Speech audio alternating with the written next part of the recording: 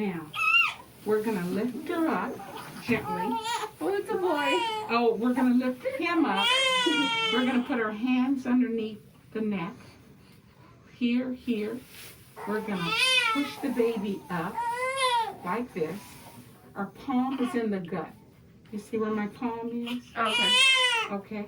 And now, instead of shaking and bouncing around, we're going to massage.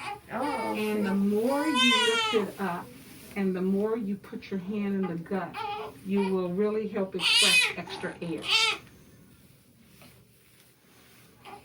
So there was a burp, and I like it because you can also rub the occipital area of the head, and you can rub behind the ears, Okay. and you can sing to the baby.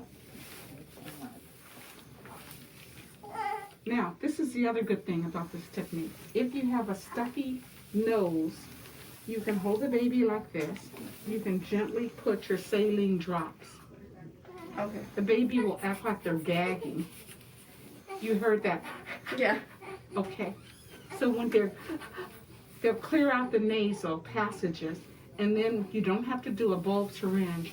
When you turn the baby back over one more time, the mucus and secretions will come out naturally to grab it.